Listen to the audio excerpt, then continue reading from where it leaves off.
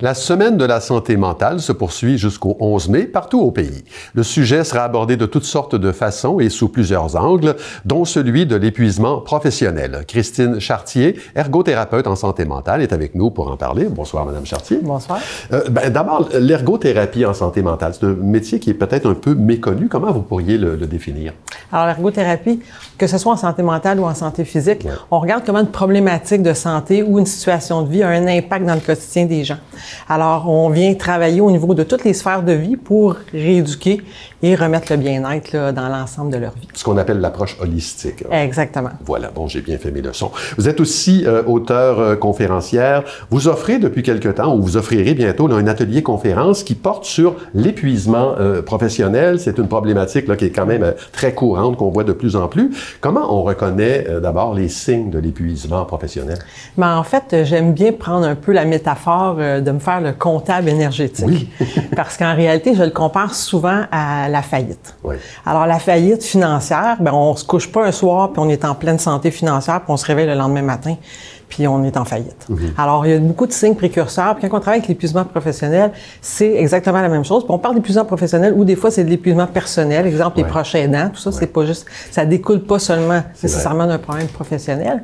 Alors, on va voir des signes de fatigue grandissant où les gens vont dire, bon, un peu comme avec les finances, hein, où on se dit, bon, je vais me prendre un deuxième travail pour essayer d'avoir plus de revenus. Mais là, on va voir les gens dire des expressions comme, bon, OK, let's go, là, la fin de semaine s'en vient, je vais me reposer. Ah, j'ai des petites vacances qui s'en viennent dans un mois, ça va me faire du bien. Tu sais, ils essayent par toutes sortes de façons de se refaire au niveau énergétique, mais à un moment donné, ça arrive plus. Alors, on veut détecter ces signes-là, ces signes de fatigue, les signes précurseurs de gens qui aussi vont laisser tomber des activités, refusent des activités sociales, vont laisser tomber leurs loisirs aussi parce qu'ils se disent « Ah, je suis trop fatigué ». Ce qui fait qu'à un moment donné, ce qui les aurait ressourcés à travers la vie sociale, à travers les loisirs, bien, c'est ce qu'ils laissent tomber parce qu'ils n'ont plus de temps sans se dépasser.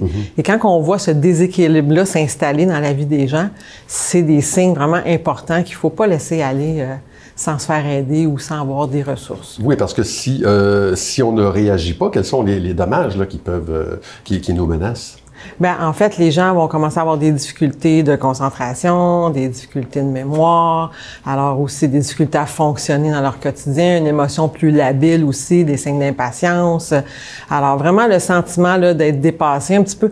Puis vraiment, faut le voir. Je sais pas s'il y a des gens parmi ces gens-là qui ont déjà eu des difficultés financières aussi, là, mais c'est le stress qu'on peut vivre aussi qui s'installe quand on dit oh, « j'arriverai pas à la fin du mois », mais c'est exactement ça qui se produit. C'est quelque chose qui nous quitte pas. Donc, quand on a une fatigue qui nous quitte pas, ça devrait sonner... exact. C'est pas une fatigue comme on se couche puis on récupère. Là. Vous posez la question dans votre conférence, savez-vous budgéter votre énergie?